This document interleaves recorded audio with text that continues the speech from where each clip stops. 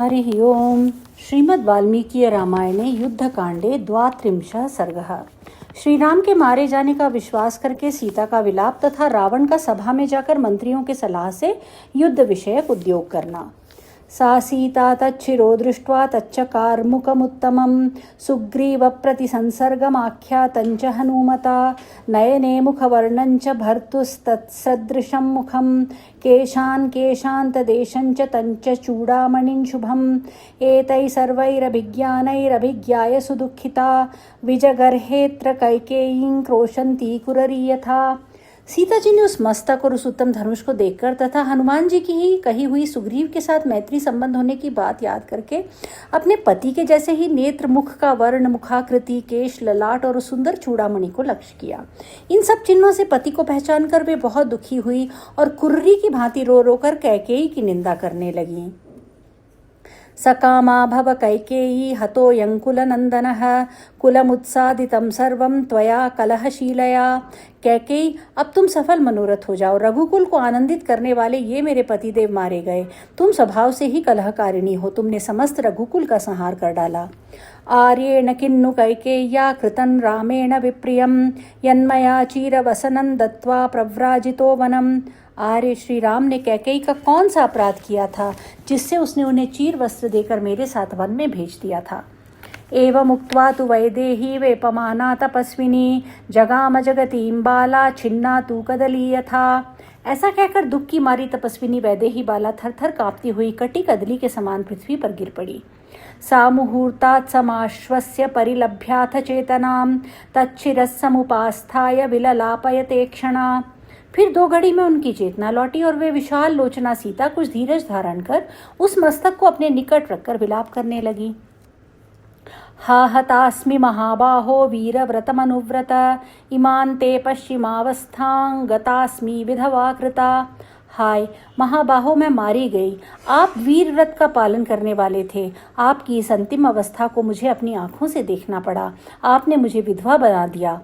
प्रथमं वर्णन्नार्या भर्तुर्वैगुण्यमुच्यते सुवृत्तः साधुवृत्ताया संवृतस्त्वं ममाग्रतः। स्त्री से पहले पति का मरना उसके लिए महान अनर्थकारी दोष बताया जाता है। मुझ सती साध्वी के रहते हुए मेरे सामने आप जैसे सदाचारी पति का निधन हुआ, यह मेरे लिए महान दुख की बात है। महद्दुःखं प्रपन्नाया मग्नाया शोकसागरे यो हि मामुद्यतस्त्रास्तुं सोऽपि त्वं विनिपातितः। मैं महान संकट में पड़ी हूँ, शोक के समुद्र में डूबी हुई हूँ। जो मेरा उद्धार करने के लिए उद्यत थे, उन आप जैसे वीर को भी शत्रुओं ने मार गिराया। साश्वश्रूर्मम कौसल्या त्वया पुत्रेण राघव वत्सेनेव यथा धेनुर्विवत्सा वत्सलाकृता। रघुनंदन, जैसे कोई बछड़े के प्रति स्नेह से भरी हुई गाय को उस बछड़े से विलग कर दे, यही दशा मेरी सास कौसल्या की हुई है। वे दयामयी जननी आप जैसे पुत्र से बिछुड़ गई। उद्दिष्टं दीर्घमायुस्ते दैवज्ञेरपि राघव अनृतं वचनं तेषामल्पायुरसि राघव। रघुवीर, ज्योतिषियों ने तो आपकी आयु बहुत बड़ी बताई थी, किंतु उनकी बात झूठी सिद्ध हुई। रघुनंदन, आप बड़े अल्पायु निकले। अथवा नश्यति प्रज्ञा प्राज्ञस्यापि सतस्तव पच्यत्येनं तथा कालो भूतानां प्रभवो ह्ययम्। अथवा बुद्धिमान होकर भी आपकी बुद्धि मारी गई, तभी तो आप सोते हुए ही शत्रु के वश में पड़ गए। अथवा यह काल ही समस्त प्राणियों के उद्भव के में हेतु है, अतः वही प्राणी मात्र को पकाता है, उन्हें शुभाशुभ कर्मों के फल से संयुक्त करता है। अदृष्टं मृत्युमापन्न कस्मात् त्वन्नय शास्त्रवित् व्यवसनानामुपायज्ञः कुशलो ह्यासि वर्जने। आप तो नीति शास्त्र के विद्वान थे, संकट से बचने के उपायों को जानते थे और व्यसनों के निवारण में कुशल थे, तो भी कैसे आपको ऐसी मृत्यु प्राप्त हुई जो दूसरे किसी वीर पुरुष को प्राप्त होती नहीं देखी गई थी। तथा त्वं संपरिष्वज्य रौद्रयाति नृशंसया कालरात्र्या ममाच्छिद्य हृतः कमललोचन। कमल नयन, भीषण और अत्यंत क्रूर काल रात्रि आपको हृदय से लगाकर मुझसे हठात छीन ले गई। इह शेषे महाबाहो मां विहाय तपस्विनीं प्रियामिव यथा नारीं पृथिवीं पुरुषर्षभ। पुरुषोत्तम महाबाहो, आप मुझ तपस्विनी को त्याग कर अपनी प्रियतमा नारी की भांति इस पृथ्वी का आलिंगन करके यहाँ सो रहे हैं। अर्चितं सततं यत्नात् गन्धमाल्यैर्मया तव इदन्ते मत्प्रियं वीर धनुक् काञ्चनभूषितं। वीर, जिसका मैं प्रयत्न पूर्वक गंध और पुष्पमाला आदि के द्वारा नित्य प्रति पूजन करती थी तथा जो मुझे बहुत प्रिय था, वह आपका यही स्वर्ण भूषित धनुष है। पित्रा दशरथेन त्वं श्वशुरेण ममानघ सर्वैश्च पितृभिः साध नूनं स्वर्गे समागतः। निष्पाप रघुनंदन, निश्चय ही आप स्वर्ग में जाकर मेरे श्वशुर तथा अपने पिता महाराज दशरथ और अन्य सब पितरों से भी मिले होंगे। दिवि नक्षत्र भूतं च महत्कर्म कृतं तथा पुण्यं राजऋषिर्वंशं त्वमात्मनः समुपेक्षसे। आप पिताजी की आज्ञा के पालन रूपी महान कर्म करके अद्भुत पुण्य का उपार्जन कर यहाँ से अपने उस राज ऋषि कुल की उपेक्षा करके जा रहे हैं जो आकाश में नक्षत्र बनकर प्रकाशित होता है। आपको ऐसा नहीं करना चाहिए। किं मान्न प्रेक्षसे राजन किं वा न प्रतिभाषसे बालां बालेन संप्राप्तां भार्यां मां सहचारिणीं। राजन, आपने अपनी छोटी अवस्था में ही, जबकि मेरी भी छोटी ही अवस्था थी, मुझे पत्नी के रूप में प्राप्त किया। मैं सदा आपके साथ विचरने वाली सहधर्मिणी हूँ। आप मेरी ओर क्यों नहीं देखते हैं अथवा मेरी बात का उत्तर क्यों नहीं देते हैं? सश्रुतं गृह्णता पाणिं चरिष्यामीति यत्त्वया स्मरतन्नाम काकुस्तनयमामपि दुःखिताम्। काकुस्त, मेरा पाणी ग्रहण करते समय जो आपने प्रतिज्ञा की थी कि मैं तुम्हारे साथ धर्माचरण करूंगा, उसका स्मरण कीजिए और मुझ दुखिनी को भी साथ ही ले चलिए। कस्मान् मामपहाय त्वं गतो गतिमतान्वर अस्माल्लोकादमुल्लोकं त्यक्त्वा मामपि दुःखिताम्। गति मानो में श्रेष्ठ रघुनंदन, आप मुझे अपने साथ वन में लाकर और यहाँ मुझ दुखिनी को छोड़कर इस लोक से परलोक को क्यों चले गए? कल्याणैरुचिरंगात्रं परिष्वक्तं मयैव तु क्रव्यादैस्तच्छरीरन्ते नूनं विपरिकृष्यते। मैंने ही अनेक मंगलमय उपचारों से सुंदर आपके जिस श्री विग्रह का आलिंगन किया था, आज उसी को मांस भक्षी हिंसक जंतु अवश्य इधर उधर घसीट रहे होंगे। अग्निष्टोमादिभिर्यज्ञैरिष्टवानाप्तदक्षिणैः अग्निहोत्रेण संस्कारं केन त्वन्नत्तु लप्स्यसे। आपने तो पर्याप्त दक्षिणाओं से युक्त अग्निष्टोम आदि यज्ञों द्वारा भगवान यज्ञ पुरुष की आराधना की है, फिर क्या कारण है कि अग्निहोत्र की अग्नि से दाह संस्कार का सुयोग आपको नहीं मिल रहा है? प्रव्रज्यामुपपन्नानां त्रयाणामेकमागतं परिप्रेक्ष्यति कौसल्या लक्ष्मणं शोकलालसा। हम 3 व्यक्ति एक साथ वन में आए थे, परंतु अब शोकाकुल हुई माता कौसल्या केवल एक व्यक्ति लक्ष्मण को ही घर लौटा हुआ देख सकेंगी। सत्या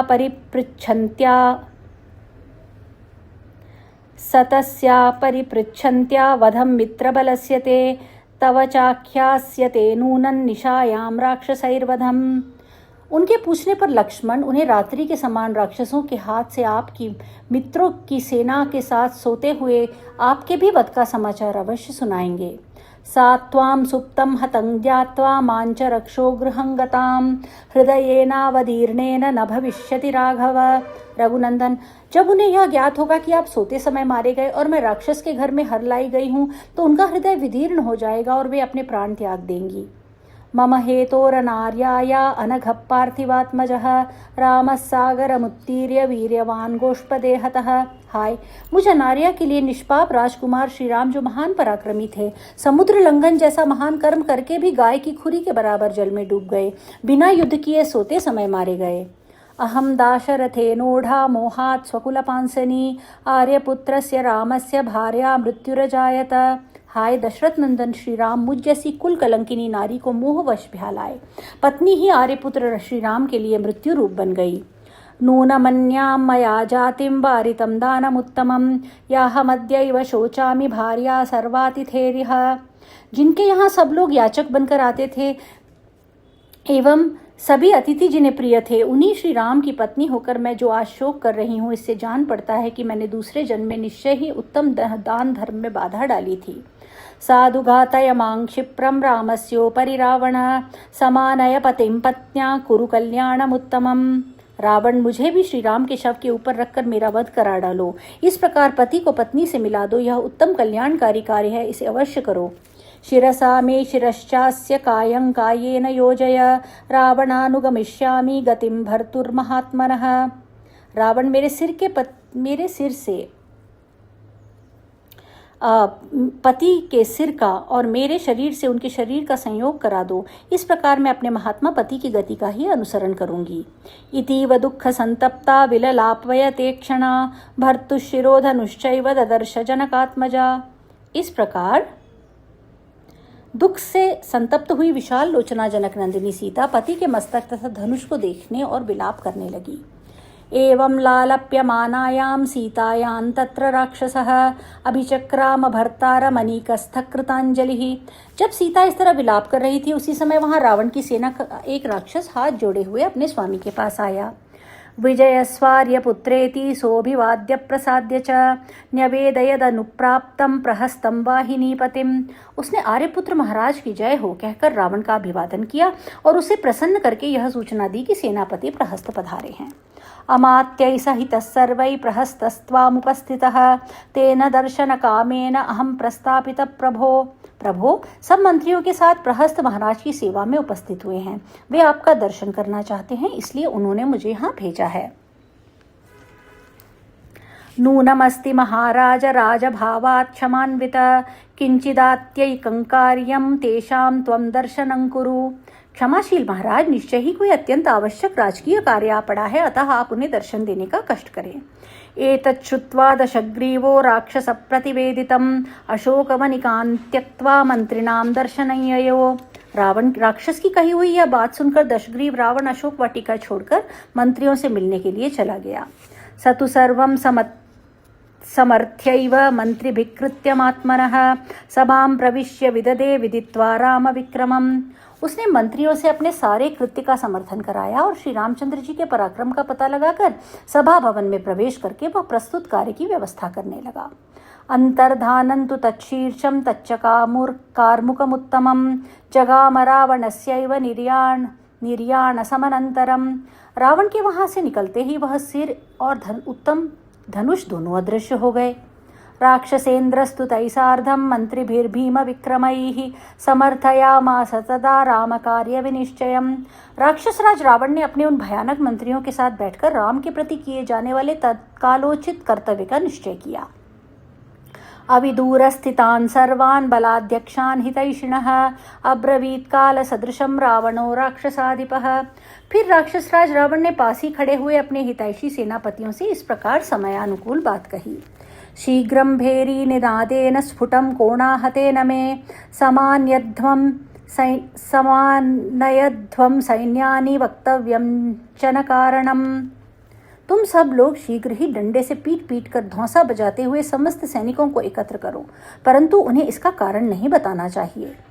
ततस्तथेति प्रतिगृह्य तद्वचस्तद्दैव दूता सहसा महद्बलं समानयंश्चैव समागतञ्च ततस्तथेति प्रतिगृह्य तद्वचस्तदैव दूता सहसा महद्बलं समानयंश्चैव समागतञ्च न्यवेदयन् भर्तरि युद्धकांक्षिणी। तब दूतों ने तथास्तु कहकर रावण की आज्ञा स्वीकार की और उसी समय सहसा विशाल सेना को एकत्र कर दिया। फिर युद्ध की अभिलाषा रखने वाले अपने स्वामी को यह सूचना दी कि सारी सेना आ गई। इत्यार्षे श्रीमद् रामायणे वाल्मीकिये आदिकाव्ये युद्धकांडे 32 सर्गः। इस प्रकार श्री वाल्मीकि निर्मित आर्ष रामायण आदिकाव्य के युद्धकांड में 32वां सर्ग पूरा हुआ। हरि ओम।